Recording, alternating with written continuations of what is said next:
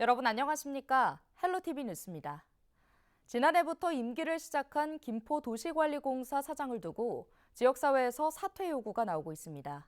김포시의회와 지역 시민단체는 자격 미달인 후보자가 사장으로 채용됐다고 주장하고 있는데요. 김포도시관리공사는 채용 과정에 문제가 없다는 입장입니다. 김진재 기자입니다. 김포도시관리공사가 부적격 임명 논란에 휩싸였습니다. 발단이 된 건 지난해 7월 실시한 3년 임기의 임원 모집 공고입니다. 당시 공모에서는 서류와 면접 심사, 임명권자인 김포시장의 결정을 거쳐 국회의장 비서관 출신인 이모 씨가 최종 합격자로 결정됐습니다. 그런데 임명 약 반년 만에 이 씨가 애초에 김포도시관리공사 사장 자격 요건인 4급 이상 공무원 재직 경력이 없었다는 지적이 나온 겁니다. 김포시의회 더불어민주당은 지난 10일 성명서를 내고 도시공사 사장 사퇴와 김병수 시장의 사과, 인사위원회 교체 등을 요구했습니다. 지역 시민단체 역시 국회 사무처와 인사혁신처 질의 등을 토대로 이 씨의 경력인 국회의장 비서관은 4급 상당의 별정직 국가공무원으로 사장 자격 요건인 4급 이상 국가공무원에 해당하지 않는다고 지적했습니다. 김병수 시장은 이번 일에 대해서 책임을 지고 대시민 사과를 해야 될 것이고 인사위원회를 설치했다고 하는데 인사위원회는 유명무실한 거로 밝혀지니까 인사위원회를 전부 다 물갈이 해줘야 될 것 같고. 특히 시민단체는 사장 임명 취소가 이루어지지 않을 경우 이달 중 김병수 김포시장 등 인사관계자 4명에 대해 고발 조치할 계획입니다. 이에 대해 김포도시관리공사는 모집 공고상 공무원이라는 표현 자체가 일반직만이 아닌 별정직을 포함한 포괄적 의미라며 임용 과정에 문제가 없는 것으로 판단하고 있다고 밝혔습니다. 자격 요건에 명시된 4급 이상 공무원 경력에 별정직 공무원도 포함되느냐를 두고 공사와 시민단체 간 입장이 갈리면서 김포도시관리공사 사장에 대한 사퇴 요구가 이어지고 있습니다. 헬로티비 뉴스 김진재입니다. 더불어민주당을 탈당한 홍영표 의원이 새로운 미래 후보로 부평 을 출마를 선언했습니다. 홍 의원은 오는 13일 출마 선언과 함께 준비된 공약을 발표한다고 밝혔는데요. 이날 홍 의원은 3대 프로젝트와 7가지 새로운 약속으로 공약을 전할 예정입니다. 앞서 홍 의원은 이번 총선 민주당 공천에서 배제됐으며 이에 반발해 지난 6일 민주당 탈당을 선언했습니다. 이어 지난 11일에는 새로운 미래에 합류해 상임 공동선대위원장을 맡았습니다. 부천시와 한국무역협회가 중동 두바이 현지에서 개최한 수출 상담회에 부천 중소제조기업 10곳이 참여했습니다. 이번 상담회에는 현지 90개 회사가 참여했으며 상처치료제 전문 생산업체와 화장품 전문업체 등이 최대 연간 100만 달러 규모의 업무 협약을 체결하는 등 성과를 냈습니다. 부천시는 또 부천 중소제조기업과 현지 업체 사이 독점 계약 요청, 대량 유통 협상 등 논의가 오고 갔으며 추후 사업 확장을 할 수 있는 계기를 마련했다고 밝혔습니다. 김포시가 공무원 사망 관련 긴급대책위원회를 구성하고 법적 대응을 검토합니다. 시는 자료 추가 수집 및 수사 의뢰서를 작성 중으로 오는 13일경 경찰에 수사를 의뢰할 예정이라고 밝혔습니다. 또 시는 국가인권위원회에 진정서를 제출할 예정입니다. 이외에도 김포시는 직원 심리 상담과 치료 연계를 추진하고 악성 고질 민원 대응 매뉴얼을 정비할 계획입니다.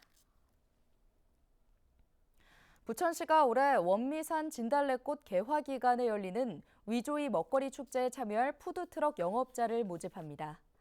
오는 20일까지 푸드트럭 30대를 모집하며 부천시에 영업신고된 사업자를 우선 선정할 계획입니다. 축제는 다음 달 3일부터 닷새 동안 부천 종합운동장 푸드트럭 구역에서 열립니다. 부천시가 최근 굴포 하수처리 시설 악취 개선 기본계획 수립 용역에 대한 착수보고회를 열었습니다. 이번 용역은 앞으로 1년 3개월 동안 진행되며 굴포 하수처리장의 환경적 악영향을 최소화하고 신도시 정주 여건을 개선하는 게 목표입니다. 앞서 부천시와 LH는 상하수도나 토목구조, 구조물 진단 등 전문가 17명으로 구성된 자문단을 꾸려 현장 조사를 실시했습니다. 각 정당별 후보자 공천이 마무리 단계에 접어들면서 후보자들의 공약에 관심이 높기 시작했습니다.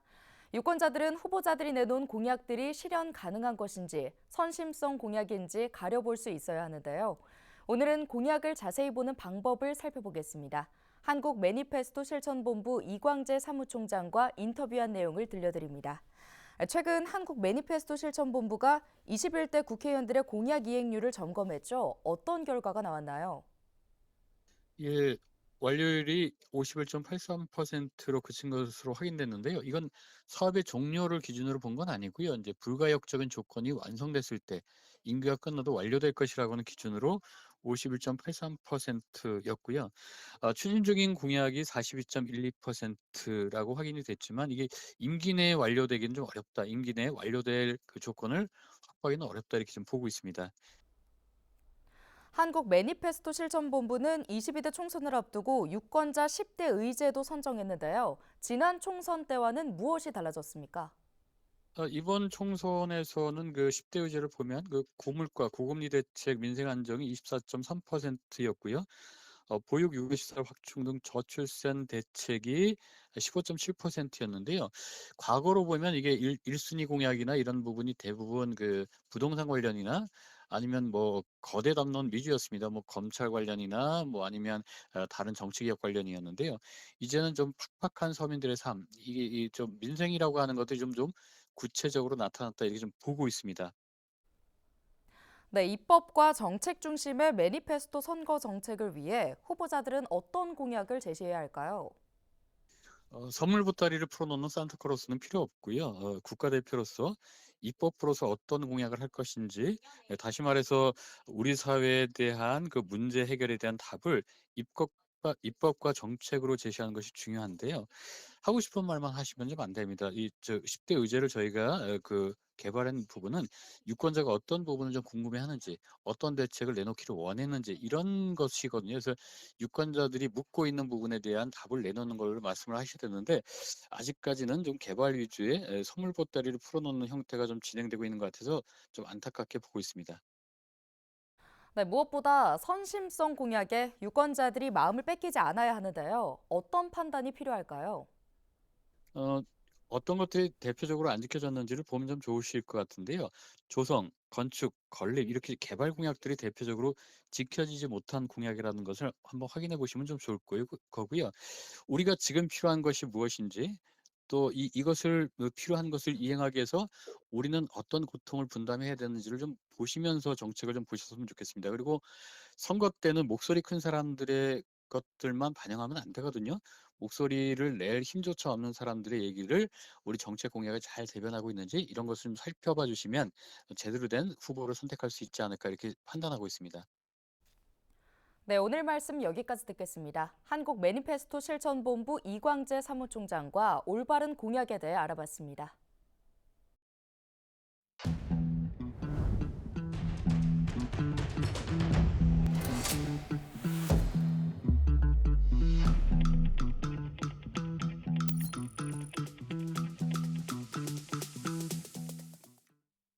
인천의 초등학교 입학 대상자 중 소재가 파악되지 않은 아동 전원이 해외로 출국한 것으로 확인됐습니다. 인천시 교육청에 따르면 2024학년도 공립초등학교 신입생 예비 소집 대상자 22,232명 가운데 103명의 소재가 확인되지 않았습니다. 시교육청은 이 중 보호자 유선 연락과 가정 방문 후에도 소재가 파악되지 않은 아동 59명에 대해 경찰 수사를 의뢰했습니다. 수사 결과 현재 해당 아동들은 모두 출국한 것으로 파악됐습니다. 43명은 부모와 함께 해외에 살고 있거나 현지 학교에 재학 중인 것으로 확인됐고 나머지 16명은 최종 수사 결과가 나오지 않았지만 모두 출국 기록이 있는 것으로 파악됐습니다. 김동연 경기도지사가 지난 11일 경기도청에서 진오반 백인 이클레이 세계 사무총장을 만나 재생에너지 확충 등 기후변화 협력 방안에 대해 의견을 나눴습니다. 김 도지사는 100% 재생에너지 도시 캠페인에 경기도가 동참하고 31개 시군도 가입을 독려하겠다고 말했는데요. 100% 재생에너지 도시는 이클레이가 전 세계 지방 정부를 대상으로 재생에너지 100% 전환을 독려하는 캠페인입니다. 이에 진오반 백인 사무총장은 경기도의 야심찬 기후변화 대응은 한국뿐만 아니라 국제적으로도 모범이 되고 있다고 답했는데요. 이클레이는 지난 1990년 유엔 본부에서 열린 지방정부 세계총회를 계기로 공식 출범한 국제기구입니다. 정식 명칭은 지속 가능성을 위한 세계 지방정부 협의회입니다. 정부가 무료 공영 주차장에 장기 방치하는 차량에 대해 강제 견인할 수 있는 법령을 만들어 입법 예고했습니다. 관리 대상은 노상 주차장과 지자체장이 설치한 노외 주차장, 국가기관과 지자체, 공공기관의 부설 주차장인데요. 무료 공영 주차장에서 한 달 이상 고정 주차하는 경우 지자체장이 차량 이동을 명령하거나 견인 등 직접 이동에 나설 수 있도록 했습니다.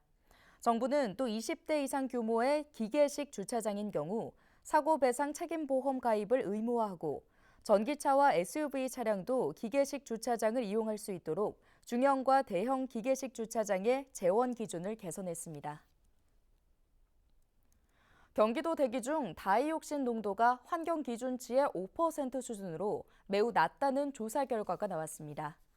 경기도 보건환경연구원은 지난해 김포와 포천, 동두천 등 6개 시에서 다이옥신 농도를 조사한 결과 이같이 나왔다고 12일 밝혔는데요. 또 보건환경연구원은 다이옥신 배출원 관리 강화와 불법 노천 소각 금지 등 환경관리 정책의 결과로 추정된다고 이유를 밝혔습니다. 맹독성 화학물질인 다이옥신은 주로 쓰레기 소각장에서 발생하는데요. 지난 1992년 세계보건기구는 다이옥신을 유전 가능한 1급 발암물질로 규정했습니다. 인천시 교육청은 지역 내 중고등학교 7곳을 대상으로 전국 최초의 중독 예방 교육 중점 시범학교를 운영한다고 밝혔습니다. 시교육청은 총 3,300만 원을 들여 학교별로 중독 위험성에 대비한 통합 교육이 이루어지도록 행재정 지원에 나서기로 했습니다. 각 학교는 학생 중독 실태 진단을 비롯해 중독 예방 동아리 활동과 교과 연계 수업 모형 개발, 학생 참여형 체험교실 등 프로그램을 운영할 계획입니다. 또 학생과 학부모, 교직원을 대상으로 한 중독 예방 교육과 지역사회와 연계한 건강 환경 조성 등 체험 활동도 추진할 예정입니다. 서울시가 폐지를 주어 생계를 이어가는 노인들을 위해 지원 대책을 내놨습니다. 서울시는 폐지 수집 노인들을 대상으로 일자리와 주거, 돌봄과 안전 등 4대 분야 지원 종합 대책을 마련하고 구체적인 실행 계획을 발표했는데요. 먼저 안정적인 수입을 위해 노노케어 등 낮은 강도의 일자리를 지원하고 생계 유지가 힘들거나 주거 어려움에 처한 노인들은 긴급 복지 대상자로 선정해 생계비를 지원하기로 했습니다. 또 안부 확인 등 맞춤형 돌봄 서비스를 제공하고 교통사고 예방을 위해 야광조끼 등 안전용품을 지급할 예정입니다. 서울시 내 폐지 수집 노인은 2,400여 명으로 월 평균 수입은 15만 원에 그치는 것으로 집계됐습니다. 서울시가 저소득층 등 교통 취약계층을 대상으로 재생자전거를 무료로 지원합니다. 서울시는 최근 취약계층 대상 재생자전거 보급 지원 사업 추진을 위해 티머니 복지재단, 서울광역자활센터, 서울시 사회복지협의회와 업무 협약을 체결했는데요. 재생자전거는 티머니 복지재단의 재정 지원으로 서울자활센터에서 생산되며 서울시 사회복지협의회가 지원 대상 시민에게 직접 전달합니다. 지원 규모는 모두 1,000대로 상하반기 500대씩 나누어 지원될 예정입니다. 경기도가 지역 자율방재단을 위해 도비 5,500만 원을 추가로 지원합니다. 도는 앞서 올해 초 지역 자율방재단의 역량 강화를 위해 4억 6,500만 원을 지원한 바 있는데요. 도는 2023년도 자율방재단 활성화 평가에서 우수평가를 받은 남양주 등 5개 시와 동두천, 포천 등 재정이 취약한 6개 시군에 각각 500만 원을 추가로 지원할 방침입니다. 지역 자율방재단은 주민들이 직접 구성한 지역 단위 방재 조직으로 현재 31개 시군에서 약 9,900명이 활동 중입니다. 오늘 준비한 소식은 여기까지입니다. 함께해 주신 여러분 고맙습니다.